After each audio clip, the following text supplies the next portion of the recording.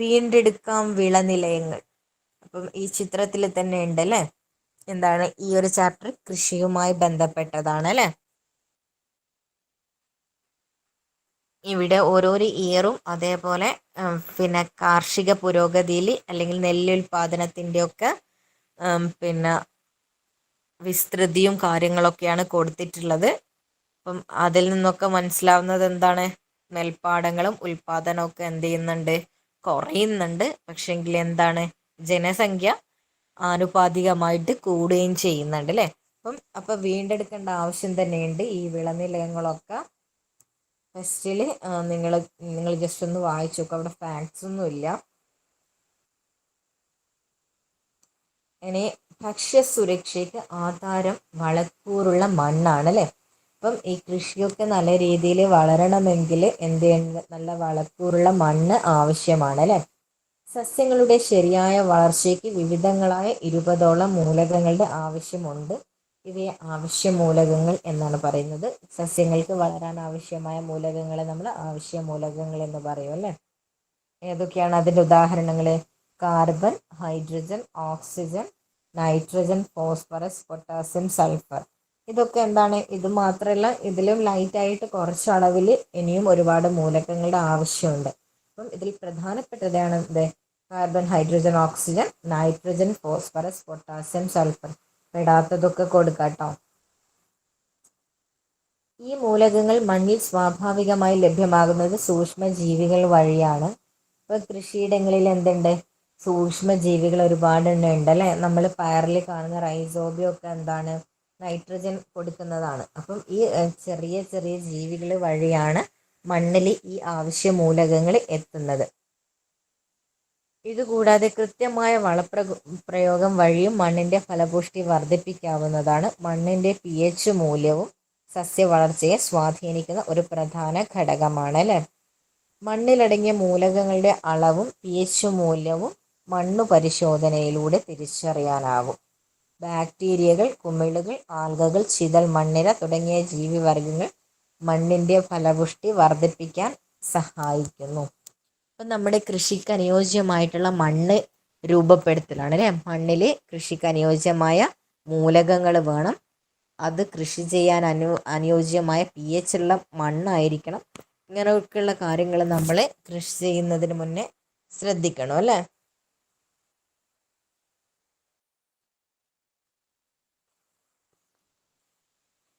വളം തരുന്ന ജീവാണു. മണ്ണിൻ്റെ ഫലപുഷ്ടി വർദ്ധിപ്പിക്കാൻ സഹായിക്കുന്ന സൂക്ഷ്മജീവികൾ അടങ്ങിയ പദാർത്ഥങ്ങളാണ് ജീവാണുവളങ്ങൾ.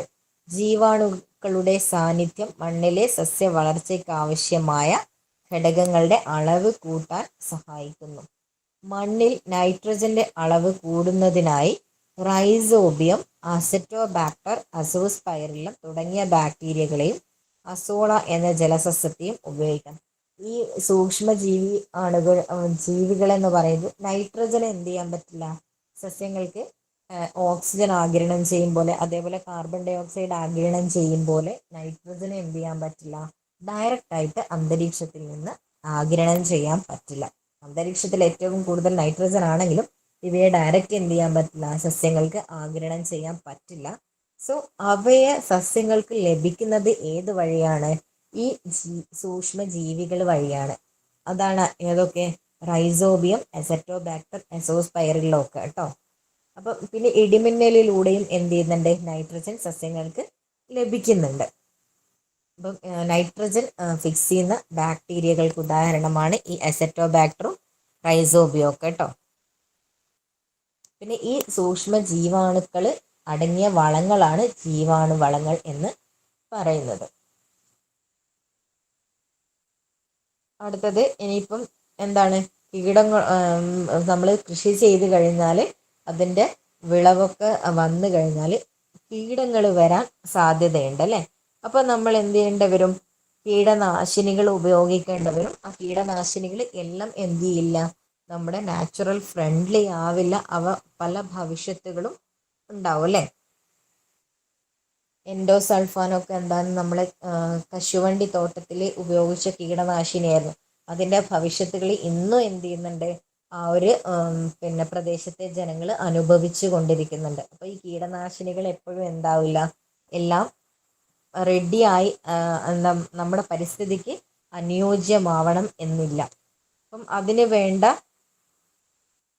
പ്രകൃതിദത്ത മാതൃകകളുണ്ട്. അത് ഏതൊക്കെയാന്ന് നോക്കാം. ഇവിടെ കീടങ്ങളും പ്രകൃതിദത്ത ശത്രുക്കളും. എന്തുകൊണ്ടാണ് ചില കീടങ്ങൾ ക്രമാതീതമായി പെരുകുന്നത്? അവയെ ഇരയാക്കുന്ന ജീവികളുടെ എണ്ണത്തിലുള്ള കുറവ് തന്നെയാണ് ഇതിന് പ്രധാന കാരണം. കീടങ്ങളെ ഭക്ഷണമാക്കുന്നവയെയും കീടങ്ങൾക്ക് രോഗം പരത്തുന്ന ജീവികളെയും കീടങ്ങളിൽ പരാതമായി ജീവിക്കുന്നവയും കീടങ്ങളുടെ പ്രകൃതിദത്ത ശത്രുക്കൾ എന്ന് വിളിക്കാം. കീടനിയന്ത്രണത്തിന് ഈ ജീവികളുടെ സേവനം കൃഷിയിൽ ഫലപ്രദമായി ഉപയോഗിക്കാം. ഇപ്പം നമുക്കറിയാം, പല ജീവികളെയും മറ്റ് ജീവികൾ എന്ത് ചെയ്യുന്നുണ്ട്, ഭക്ഷണമാക്കുന്നുണ്ട് അല്ലേ. അപ്പം ഈ ഭക്ഷണമാക്കുന്ന ജീവികളുടെ വംശത്തിലുള്ള കുറവ് എന്ത് ചെയ്യാം, കീടങ്ങൾ അമിതമായിട്ട് പെരുകുന്നതിന് കാരണമാവും. അപ്പം മുഴുവൻ കീടങ്ങളെയും കൊന്നൊടുക്കാൻ ശ്രമിക്കുക എന്നത് എന്തല്ല, അത്ര പറ്റുന്ന കാര്യമല്ല. എന്നതിന് പകരം കീടങ്ങളുടെ പെരുകൽ തടയുകയും വിളനഷ്ടം ഉണ്ടാകാത്ത അവസ്ഥയിലേക്ക് കീടങ്ങളെ എണ്ണം പരിമിതപ്പെടുത്തുകയും ചെയ്യുക എന്നതാണ് സംയോജിത കീടനിയന്ത്രണ രീതിയുടെ അടിസ്ഥാനം. അപ്പോൾ എന്ത് ചെയ്യില്ല, നമ്മൾ അസുഖം വന്നിട്ട് ചികിത്സിക്കുന്നതിനേക്കാൾ ഭേദം അസുഖം വരാതെ നോക്കുന്നതാണ് അല്ലേ. അപ്പം കീടങ്ങളെ കൊല്ലുക എന്നതിൽ ഉപരി കീടങ്ങളെ നിയന്ത്രിക്കുക, കീടങ്ങൾ പെരുകുന്നത് നിയന്ത്രിക്കുക എന്നതാണ് നമുക്ക് ചെയ്യാൻ പറ്റുന്നത് അല്ലേ. അപ്പം അതിനെയാണ് എന്ത് പറയാം, സംയോജിത കീടനിയന്ത്രണ അടിസ്ഥാന തത്വം എന്ന് പറയുന്നത്. രാസകീടനാശിനി പ്രയോഗം പരമാവധി കുറച്ച് ജൈവ കീടനാശിനികൾ, മിത്രകീടങ്ങൾ, യാന്ത്രിക കീടനിയന്ത്രണം തുടങ്ങിയ നിയന്ത്രണങ്ങൾ അനുസരണം എന്ത് ചെയ്യാം, തിരഞ്ഞെടുക്കുക എന്നുള്ളതാണ് സംയോജിത കീടനിയന്ത്രണം എന്ന് പറയുന്നത്. ഇൻ്റഗ്രേറ്റഡ് പെസ്റ്റ് മാനേജ്മെൻ്റ് ആണ് കേട്ടോ. IPMൻ്റെ full form integrated pest management ആണ്. ഇനിയുടെ ആധുനിക സാങ്കേതിക വിദ്യയും കീടങ്ങളും. ഒരുപാട് ആധുനിക സാങ്കേതിക വിദ്യകൾ എന്ത് ചെയ്തിട്ടുണ്ട്, കീടങ്ങളെ നിയന്ത്രിക്കാൻ കൊണ്ടുവന്നിട്ടുണ്ട്. പക്ഷേങ്കിൽ ഉൾനാടൻ ഫാമിലൊന്നും എന്ത് ചെയ്തിട്ടില്ല, ഇത് എത്രത്തോളം എത്തി എന്ന് നമുക്ക് പറയാൻ പറ്റില്ല. ഏതൊക്കെയാണെന്ന് നോക്കാം. രാസകീടനാശിനി നിർമ്മാണം വൻ വ്യാവസായികമായി വളർന്നതോടെ ഇതര കീടനിയന്ത്രണ മാർഗങ്ങളിൽ ഗവേഷണങ്ങൾ വേണ്ടത്ര പ്രോത്സാഹിക്കപ്പെടുന്നില്ല. അൾട്രാസോണിക് ശബ്ദ തരംഗങ്ങൾ ഉപയോഗിച്ച് കീടങ്ങളെ അകറ്റാമെന്ന് തെളിയിക്കപ്പെട്ടിട്ടുണ്ടെങ്കിലും സാധാരണ കർഷകരിലേക്ക് ഇത്തരം സാങ്കേതിക വിദ്യകൾ എത്തിപ്പെടുന്നില്ല. വികിരണങ്ങൾ ഉപയോഗിച്ച് ആൺകീടങ്ങളുടെ പ്രജനനശേഷി നഷ്ടപ്പെടുത്തി കീടങ്ങൾ പെരുകുന്നത് നിയന്ത്രിക്കുക എന്നതാണ് മറ്റൊരു സാധ്യത. ഫിറമോൺ കെണി പോലുള്ള സംവിധാനങ്ങൾ കൂടുതൽ വ്യാപകമാകുന്നുണ്ട്. ജീവികൾ പുറത്തുവിടുന്ന ഫിറമോൺ കണികകളുടെ സമാന രാസഘടനയുള്ള കൃത്രിമ വസ്തുക്കൾ ഉപയോഗിച്ച് കീടങ്ങളെ ആകർഷിച്ച് നശിപ്പിക്കുന്ന രീതിയാണ് ഇവിടെ ഉപയോഗിക്കുന്നത്. എന്താണ് ഫിറമോണ്? പല ജീവികളെ എന്ത് ചെയ്യുന്ന ആകർഷിക്കുന്നുണ്ട് അല്ലേ. അപ്പോൾ ഇവ കൃത്രിമമായിട്ട് എന്ത് ചെയ്യാം, ഫിറമോൺ വെച്ചിട്ട് കീടങ്ങളെ അതിലേക്ക് ആകർഷിപ്പിക്കുക, അതുവഴി കീടങ്ങളെ നിയന്ത്രിക്കുക. ഫിറമോൺ കണികകൾ കാറ്റും ചൂടും ഏറ്റ് ബാഷ്പീകരിക്കപ്പെടുന്നതും വെള്ളത്തിൽ ലയിച്ചു ചേരുന്നതും ഇതിൻ്റെ പോരായ്മയാണ്. എന്നാൽ രാസഭൗതിക മാറ്റങ്ങൾ വിധേയമല്ലാത്ത ഫിറമോൺ കെണികൾ ആധുനിക സാങ്കേതിക വിദ്യയുടെ സഹായത്തോടെ ഇന്ന് തയ്യാറാക്കുന്നുണ്ട്. അപ്പോൾ ഇത്തരം രീതിയിലൊക്കെ എന്ത് ചെയ്യുന്നുണ്ട്, കീടങ്ങളെ നിയന്ത്രിക്കുന്നുണ്ട് എന്നാണ് പറയുന്നത്. ഫിറമോൺ കെണിയൊക്കെ എന്താണ്, ഒരു കീട നിയന്ത്രണത്തിൻ്റെ ഭാഗമായിട്ടുള്ളതാണെന്ന് മനസ്സിലാക്കുക കേട്ടോ.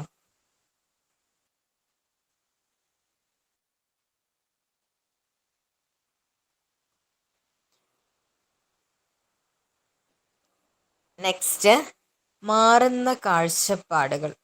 എന്താണ് ഇവിടെ നിങ്ങൾക്ക് ചോദിക്കാൻ സാധ്യത ഇതിൻ്റെ ഫുൾ ഫോമാണ്. HEIA high external input agriculture, LEISA low external input sustainable agriculture, NEISA no external input sustainable agriculture. അപ്പോൾ ഇതിൻ്റെ ഫുൾ ഫോമും അതേപോലെ ഷോർട്ടും നിങ്ങൾ പ്രത്യേകം എവിടെയെങ്കിലും എഴുതി വെക്കണം. എന്തൊക്കെയാണെന്ന് നോക്കാം. വർദ്ധിച്ചു വരുന്ന ജനസംഖ്യക്കനുസൃതമായി കാർഷികോൽപാദനം വർദ്ധിപ്പിക്കാനുള്ള ശ്രമങ്ങളുടെ ഭാഗമായിട്ടാണ് അത്യുൽപാദന ശേഷിയുള്ള വിത്തിനങ്ങൾ വൻതോതിൽ പ്രചരിക്കപ്പെട്ടത്. ഇതോടൊപ്പം വളങ്ങളുടെയും കീടനാശിനികളുടെയും ഉപയോഗവും വ്യാപകമായി. വിത്തും വളവുമെല്ലാം പുറമേ നിന്ന് കൃഷിയിടത്തിലേക്ക് വരുന്നതായാൽ ഈ രീതിയെ നമ്മൾ എന്ത് പറയും, നമുക്ക് ഹൈബ്രിഡ് ആയിട്ടുള്ള വിത്ത് വേണം അല്ലേ. ഹൈബ്രിഡ് ആയിട്ടുള്ള വിത്ത് വേണമെങ്കിൽ അവയെ നിയന്ത്രിക്കാനുള്ള ഹൈബ്രിഡ് ആയിട്ടുള്ള കീടനിയന്ത്രണങ്ങളും അതേപോലെ വളങ്ങളും ആവശ്യമായി. എല്ലാം പുറത്തുനിന്ന് ഇമ്പോർട്ട് ചെയ്യുന്നതാണെങ്കിൽ നമ്മൾ അതിനെ എന്ത് പറയും, HEIA, high external input agriculture എന്നാണ് പറയാം. എന്നാൽ ആരോഗ്യത്തെയും പരിസ്ഥിതിയും പ്രതികൂലമായി ബാധിക്കുന്നതിൻ്റെയും വർദ്ധിച്ച ചെലവിൻ്റെയും പേരിൽ ഈ കൃഷിരീതി പല രീതിയിൽ വിമർശിക്കപ്പെട്ടു. പുറമേ നിന്നുള്ള വസ്തുക്കളുടെ ഉപയോഗം പരമാവധി കുറച്ചുകൊണ്ടുള്ള കൃഷിയെ സുസ്ഥിരമാകൂ എന്ന കാഴ്ചപ്പാടിൽ low external input sustainable agriculture എന്ന രീതി വ്യാപകമായ അംഗീകാരം ലഭിച്ചു. നമ്മൾ തന്നെ എന്ത് ചെയ്തു, ഇത് ചെലവൊക്കെ കുറച്ചിട്ടുള്ള കൃഷി രീതിയിലേക്ക് മാറി. അതിനെയാണ് LEISA എന്ന് പറയുന്നത് കേട്ടോ, low external input sustainable agriculture. Then എന്താണ് NEISA? അടിയന്തര ഘട്ടത്തിൽ മാത്രം വളങ്ങളും കീടനാശിനികളും നിയന്ത്രിതമായ അളവിൽ ഉപയോഗപ്പെടുന്ന ഈ രീതിയെ അടുത്ത ഘട്ടമായി ലക്ഷ്യമാക്കുന്നത് ഒന്നിൻ്റെ അവശിഷ്ടം മറ്റൊന്നിന് വളമാകുന്ന സ്വയം പര്യാപ്തമായ, പുറമേ നിന്ന് ഒന്നും പ്രയോഗമല്ലാത്ത നോ എക്സ്റ്റേണൽ. അത് നമ്മൾ ഭക്ഷണം കഴിച്ച വേസ്റ്റ് എന്ത് ചെയ്യാം, കൃഷിക്ക് കൊടുക്കുക. അതേപോലെ കന്നുകാലികൾ എന്താണ് കൃഷിയിടങ്ങളിൽ ഉഴുത് കഴിഞ്ഞാൽ അവയുടെ വളങ്ങൾ ചാണകം വളമായിട്ട് ഉപയോഗിക്കുക. ഒന്നിൻ്റെ വേണ്ടാത്ത ഭാഗങ്ങൾ മറ്റൊന്നിന് വളമാക്കി ഉപയോഗിക്കുക. ഒട്ടും ചിലവില്ലാത്ത ഈ രീതിയെ നമ്മൾ എന്ത് പറയും, NEISA, no external input sustainable agriculture എന്ന് പറയും. അപ്പോൾ ഇതിൻ്റെ മൂന്നിൻ്റെയും ഫുൾ ഫോം അതേപോലെ അതെന്താണെന്ന് മനസ്സിലാക്കി വെക്കണേ. ഇനി വിളയിക്കാം വൈവിധ്യങ്ങൾ. അപ്പം നമ്മൾ ഹൈബ്രിഡ് സീഡുകളെ കുറിച്ചും വിവിധ കൃഷി രീതികളെ കുറിച്ചാണ് പറഞ്ഞത്. അപ്പം ഓരോന്നിൻ്റെ ഹൈബ്രിഡ് ഇനങ്ങളാണ്. കന്നുകാലികളെ പാലിനും മാംസത്തിനും കാർഷിക ആവശ്യങ്ങൾക്കും വേണ്ടി പരിപാലിക്കുന്നുണ്ടല്ലേ. അപ്പം പശു ഏതൊക്കെയാ പ്രധാനപ്പെട്ട പശു? ജേഴ്സി, ഹോൾസ്റ്റീൻ ഫ്രിഷ്യൻ, വെച്ചൂർ നമ്മൾ അധികം എക്സാമിന് ചോദിക്കുന്നതാണ്, നമ്മളധികം കേട്ടിട്ടുള്ളതാണ്. ജേഴ്സി, ഹോൾസ്റ്റീൻ ഫ്രിഷ്യൻ, അതേപോലെ വെച്ചൂരൊക്കെ ഏതിന് ഉദാഹരണമാണ്? പശുവിൻ്റെ സങ്കര ഇനങ്ങൾക്ക് ഉദാഹരണമാണ്. എരുമ, മുറ, നീലരുവി,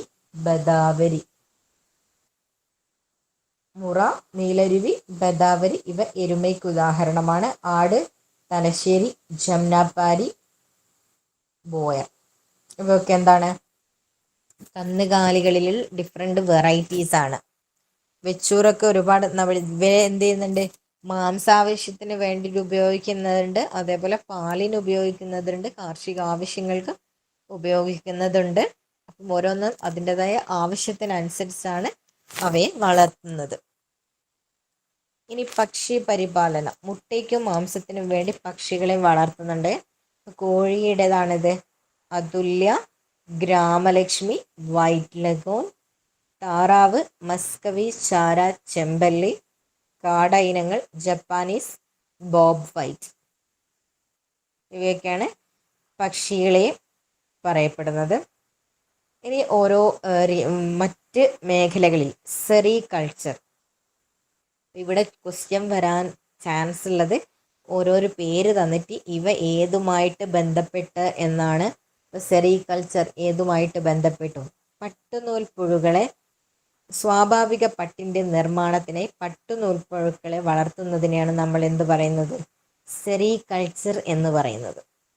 പട്ടുനൂൽ ശലഭങ്ങളുടെ ലാർവയെ പ്രത്യേക ഗ്രന്ഥികളിൽ നിന്നാണ് എന്ത് ചെയ്യുന്നത്? പട്ടുനൂൽ ഉണ്ടാക്കുന്നത്. അതത്ര ഇമ്പോർട്ടൻ്റ് അല്ല. പക്ഷേങ്കിൽ പട്ടുനൂൽ പട്ടുനൂൽ പുഴുകളെ വ്യാവസായികമായിട്ട് ഉപയോഗിച്ചിട്ട് പട്ട് നിർമ്മിക്കുന്ന പ്രവർത്തനത്തിനെയാണ് നമ്മൾ എന്ത് പറയുന്നത്? സെറികൾച്ചർ എന്ന് പറയുന്നത്. പട്ടുനൂൽ പുഴുക്കളുടെ വളർത്തുന്നതിനെയാണ് നമ്മൾ എന്ത് പറയുന്നത്? സെറികൾച്ചർ എന്ന് പറയുന്നത്. ഇതിൽ ഏതൊക്കെയാണ് പട്ടുനൂൽ പുഴു എന്ന് പറയുന്നുണ്ട്? ടെസർ പട്ടുനൂൽ പുഴു, മുഗ പട്ടുനൂൽ പുഴു എന്നിവയൊക്കെയാണ് മുഖ്യ ഇനങ്ങൾ. ജസ്റ്റ് ഒന്ന് വായിച്ചു വിടുക. ഇതാണെന്ന് നിങ്ങൾക്ക് കണ്ടാൽ മനസ്സിലാവണം കേട്ടോ. മൾബറി, ടെസർ, മുഗ എന്നിവ പട്ടുനൂൽപ്പുഴുക്കളുടെ വെറൈറ്റീസാണ്. അപ്പം ഇവയെ പിന്നെ ശാസ്ത്രീയമായി വളർത്തുന്നതിനെയാണ് നമ്മൾ എന്ത് പറയുന്നത്? സെറികൾച്ചർ എന്ന് പറയുന്നത്. അടുത്തത് പിസി കൾച്ചറാണ്. മത്സ്യങ്ങൾ ശാസ്ത്രീയമായി വളർത്തുന്നതിനെയാണ് നമ്മൾ എന്ത് പറയുന്നത്? പിസി കൾച്ചർ എന്ന് പറയുന്നത്. അലങ്കാര മത്സ്യങ്ങളായിട്ട് ആരൊക്കെയുണ്ട്? ഫിഷ്, ഗപ്പിയുണ്ട്. അതേപോലെ ഭക്ഷണ ആവശ്യത്തിന് നായ്, കരിമീൻ, രോഹു, കട്ട്ള എന്നിവയൊക്കെ ഉപയോഗപ്പെടുത്തുന്നുണ്ട്. അതേപോലെ ശാസ്ത്രീയമായിട്ട് പൂക്കൾ വളർത്തുന്നതിനെയാണ് നമ്മൾ എന്ത് പറയാം? ഫ്ലോറികൾച്ചർ എന്ന് പറയാം. ഓർക്കിഡ്, മുല്ല, ചെണ്ടുമല്ലി, ജമന്തി, റോസ് എന്തൊക്കെയാണ് എന്താണ്? ഫ്ലോറികൾച്ചറിന് ഉദാഹരണമാണ്. ഫ്ലോറികൾച്ചർ ശാസ്ത്രീയമായിട്ട് ഇത്തരം ഫ്ലവേഴ്സിനൊക്കെ എന്ത് ചെയ്യുന്നുണ്ട്? വളർത്തുന്നുണ്ട്. ദെൻ എപ്പികൾച്ചർ. ക്യൂണിക്കൾച്ചർ അല്ലേ? മുയൽ അടുത്ത വരുന്നുണ്ട്, മുയൽ വരുന്നുണ്ട്. ജസ്റ്റ് എപ്പികൾച്ചർ കഴിഞ്ഞാൽ ക്യൂണിക്കൾച്ചർ ഉണ്ട് കേട്ടോ. എപ്പികൾച്ചർ എന്ന് പറഞ്ഞാൽ തേനിൻ്റെ ആവശ്യത്തിനായിട്ട് നമ്മൾ എന്താണ്? ഹണി ബീസിനെ, തേനീച്ചയെ ശാസ്ത്രീയമായിട്ട് വളർത്തുന്നതിനെയാണ് നമ്മൾ എന്ത് പറയാ? എപ്പികൾച്ചർ എന്ന് പറയുന്നത്. കോലൻ, മെല്ലിഫറ, ഞൊടിയൻ എന്നീ ഇനത്തിൽപ്പെട്ട തേനീച്ചകളെയാണ് സാധാരണയായിട്ട് എന്ത് ചെയ്യുന്നത്? വളർത്തുന്നത്. ദെൻ മുയലുകളെ ശാസ്ത്രീയമായി വളർത്തുന്നതാണ് എന്ത്? ക്യൂണിക്കൾച്ചർ എന്ന് പറയുന്നത്. ഗ്രേ ജയന്റ്, വൈറ്റ് ജയന്റ് എന്നീ ഇനങ്ങളെയാണ് പ്രധാനമായിട്ടും വളർത്തുന്നത്. പിന്നെ രോമത്തിൻ്റെ ആവശ്യത്തിനായി അങ്കോറ എന്ന ഇനത്തിനെയും വളർത്തുന്നുണ്ട്. Then mushroom culture. ശാസ്ത്രീയമായിട്ട് കൂണ് വളർത്തുന്നതിനെയാണ് നമ്മൾ മഷ്റൂം കൾച്ചർ എന്ന് പറയുന്നത്. ഭക്ഷണ ആവശ്യത്തിനാണ് നമ്മൾ മെയിനായിട്ട് എന്ത് ചെയ്യുന്നത്? കൂണ് ഉപയോഗിക്കുന്നത്. Then horticulture. നമ്മൾ ഇതുവരെ ഫ്ലവറിൻ്റെ പറഞ്ഞായിരുന്നു. ഈ പഴം, പച്ചക്കറി എന്നിവ ശാസ്ത്രീയമായി കൃഷി ചെയ്യുന്ന രീതിയാണ് ഹോർട്ടികൾച്ചർ എന്ന് പറയുന്നത്. നാടൻ പഴങ്ങൾ കൂടാതെ ലിച്ചി, റംബൂട്ടാൻ, ഡുറിയാൻ തുടങ്ങിയ അന്യദേശ പഴങ്ങളും നമ്മുടെ നാട്ടിൽ കൃഷി ചെയ്യുന്നുണ്ട്. അപ്പം ഇത്രയാണ് ശാസ്ത്രീയമായിട്ടുള്ള കൃഷി രീതികൾ. ഒന്ന് എപ്പോഴും എന്ത് ചെയ്യുന്നുണ്ട്? ചോദിക്കുന്നുണ്ട്. അപ്പോൾ ഏത് വേണേലും ചോദിക്കാം. അപ്പം എല്ലാം ഇമ്പോർട്ടൻ്റ് ആണ്. പിന്നെ അതിൻ്റെ ഉള്ളിലുള്ള ഇനങ്ങൾ ജസ്റ്റ് നിങ്ങൾ മെല്ലിഫറാന്ന് ചോദിക്കുമ്പം അതേതായിരുന്നു, അത് എപ്പികൾച്ചറുമായി ബന്ധപ്പെട്ടതാണെന്ന് ഓർത്ത് വെക്കുക. പിന്നെ ഗ്രേ ജയൻ്റ് എന്ന് പറഞ്ഞാൽ അത് ക്യൂണിക്കൾച്ചർ, മുയലുമായിട്ട് ബന്ധപ്പെട്ടതാണെന്ന് ഓർക്കുക. അപ്പോൾ ഉള്ളിലുള്ള ജസ്റ്റ് ഒന്ന് ഓർത്ത് വെക്കണം. ഏറ്റവും ഇമ്പോർട്ടൻ്റ് ആയിട്ടുള്ളത് ഏതിൻ്റെ ശാസ്ത്രീയമായിട്ടുള്ള വളർത്തുന്ന രീതിയാണെന്നാണ് ചോദ്യം വരാറ്. പിന്നെ പല രീതിയിലുള്ള കൃഷി രീതികളാണ് പറയുന്നത്. പോളി ഹൗസ് ഫാമിംഗ് നമ്മൾ ചിത്രത്തിൽ കാണുന്നുണ്ടാവും അല്ലേ?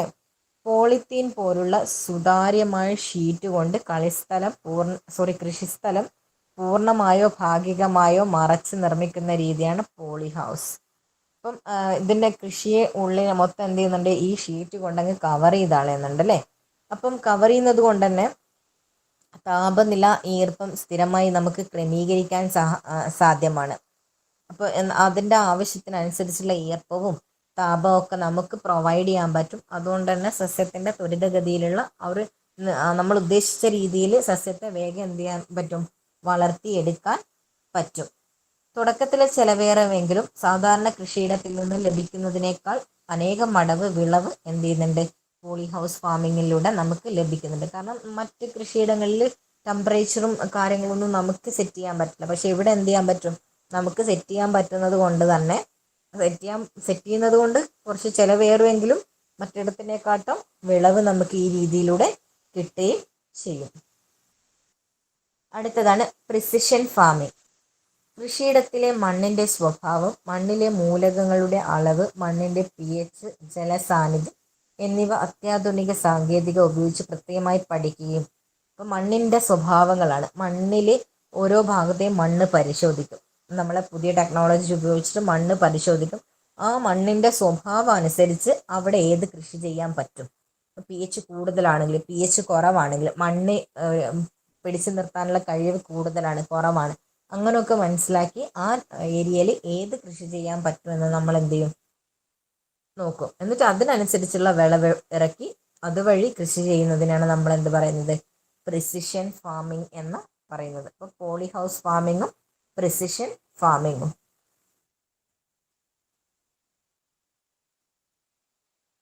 അടുത്തത് മണ്ണില്ലാതെയും കൃഷി. ഇപ്പം രണ്ട് രീതിയിലുള്ള, നമ്മളിപ്പം പറഞ്ഞു, ഒന്ന് പോളി ഹൗസും ഒന്ന് പ്രിസിഷൻ ഫാമിങ്ങും. ഇനി മണ്ണില്ലാതെ അല്ലെങ്കിൽ വെള്ളമില്ലാതെ എന്നുള്ള രീതിയിലാണ് ഹൈഡ്രോപോണിക്സ്. ഹൈഡ്രോപോണിക്സ് എന്ന് പറഞ്ഞാൽ എന്താണ്? മണ്ണില്ലാതെ കൃഷി ചെയ്യുന്നതിന് ഉദാഹരണമാണ് ഹൈഡ്രോപോണിക്സ്. അതായത് വെള്ളത്തിലാണ് നമ്മൾ ഇത് കൃഷി ചെയ്യുക. ആ വെള്ളത്തിൽ ആ ഒരു സസ്യത്തിൻ്റെ വളർച്ചയ്ക്ക് ആവശ്യമായിട്ടുള്ള എല്ലാ ലവണങ്ങളും മൂലകങ്ങളും ഒക്കെ എന്ത് ചെയ്യും, പ്രൊവൈഡ് ചെയ്യും. എന്നിട്ട് ആ വെള്ളത്തിൽ കൃഷി ചെയ്യുന്ന രീതിയാണ് ഹൈഡ്രോപോണിക്സ് എന്ന് പറയുന്നത്.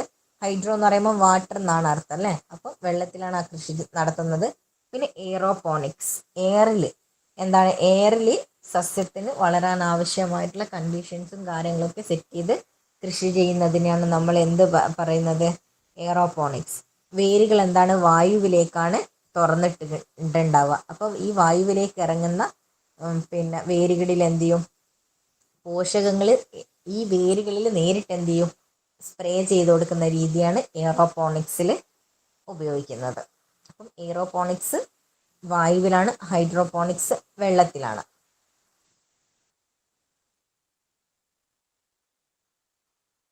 അപ്പം ഇവിടെ കുറച്ച് ഇനങ്ങളും അതേപോലെ വിളയും നൽകിയിട്ടുണ്ട്. മാവ്, മൂവാണ്ടൻ, കിളിച്ചുണ്ടൻ, കരയറ്റൂർ, വാഴ, ഞാലിപ്പൂവൻ, പാളയംകോടൻ, പിന്നെ പശു, വെച്ചൂറ്, കാസർഗോഡ് കുള്ളൻ, ആട്, മലബാറി, അട്ടപ്പാടി ബ്ലാക്ക്. അതൊക്കെ നമ്മൾ മുന്നേ പറഞ്ഞിട്ടുള്ളതാണ്.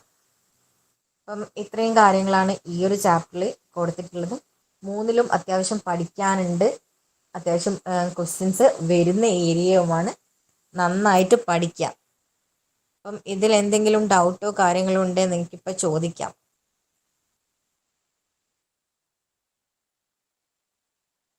ഡൗട്ട് വരേണ്ട ഭാഗങ്ങളൊന്നും അത്യാവശ്യം ഇല്ല. നല്ല ബയോളജിയുമായിട്ട് റിലേറ്റഡ് ആയിട്ടുള്ള ഫാക്റ്റ് തന്നെയാണ്. അപ്പം ഈ ക്ലാസ് കാണാതെ ആരും ഇരിക്കുന്നില്ലെന്നാണ് ഞാൻ വിശ്വസിക്കുന്നത്. അപ്പം നിങ്ങളും കൂടെ നോക്കിയത് കൊണ്ടാണ് ഞാൻ ഇത്ര ഫാസ്റ്റായിട്ട് പോയത് കേട്ടോ. ഇനി ആർക്കെങ്കിലും എന്തെങ്കിലും പേഴ്സണലായിട്ട് ക്ലാസ്സിൽ ചോദിക്കാൻ മടിയുണ്ടെങ്കിൽ നേരിട്ട് ചോദിക്കാം, ഞാൻ റിപ്ലൈ തരുന്നതായിരിക്കും. ഇനി അടുത്ത ക്ലാസ്സിൽ അടുത്ത 2 റെക്കോർഡിംഗ് ക്ലാസ് പ്ലസ് ഇതിൻ്റെ ബാക്കി 3 ചാപ്റ്റേഴ്സും ആയിരിക്കും. നിങ്ങളും കൂടെ നോക്കി വരിക. അപ്പോൾ നമുക്ക് കുറച്ച് ഫാസ്റ്റായിട്ട് തീർക്കാനും പറ്റും. ഇനി 10-20 ദിവസമല്ലേ നിങ്ങൾക്ക് എക്സാമിനുള്ളൂ. അപ്പം അതിൻ്റെ ഇടയ്ക്ക് നമുക്ക് പോർഷൻ കഴിച്ചിട്ട് ഇതിൻ്റെ previous year question paper discussion നടത്തണം. അത്രയൊക്കെ കാര്യങ്ങളുണ്ട്. അപ്പം നിങ്ങൾ നോക്കി വരിക. ഇതിൽ ഡൗട്ടും കാര്യങ്ങളൊന്നും ഇല്ലല്ലോ? മിസ്, അപ്പൊ ഇനി സൈക്കോളജിയുടെ ക്വസ്റ്റ്യൻ പേപ്പർ ഒന്നും ഉണ്ടാവില്ലേ? സൈക്കോളജി ഉണ്ടാവും. ഇനി എക്സാം അടുപ്പിച്ച് നമ്മൾ എന്ത് ചെയ്യും, 2020 ശേഷമുള്ള ക്വസ്റ്റ്യൻ, 22-23 റീസെൻ്റ് ആയിട്ട് നടന്നേ, അത് നമ്മൾ ആ സമയത്ത് ലാസ്റ്റിലോട്ട് ഡിസ്കസ് ചെയ്യും. അപ്പം നിങ്ങൾ മറന്ന് ഇപ്പം തീർത്ത് കഴിഞ്ഞാൽ ചിലപ്പോൾ നിങ്ങൾ ലാസ്റ്റിലോട്ടേക്ക് അത് മറക്കാൻ സാധ്യതയുണ്ട്. ഇടയ്ക്കൊന്ന് ഓരോന്ന് സൈക്കോളജി ക്വസ്റ്റ്യൻ പേപ്പർ ഇടും കേട്ടോ. ഓക്കെ. അപ്പോൾ നമുക്ക് അടുത്ത ഭാഗമായിട്ട് അടുത്ത ക്ലാസ്സിൽ കാണാം. ഓക്കെ അല്ലേ? ഓക്കെ. ഓക്കെ. അപ്പം നിങ്ങൾ പഠിച്ചു വരണേ. നിങ്ങൾ പഠിച്ചു വരുന്നത് പഠിച്ചു വന്നാൽ മാത്രമേ നമുക്ക് ഇത്രയും ഇങ്ങനെ രീതിയിൽ ഡിസ്കസ് ചെയ്ത് പോകാൻ പറ്റുള്ളൂ. എല്ലാവരും പഠിച്ചു വരിക, അതാണ് നിർബന്ധം. Okay, thank you.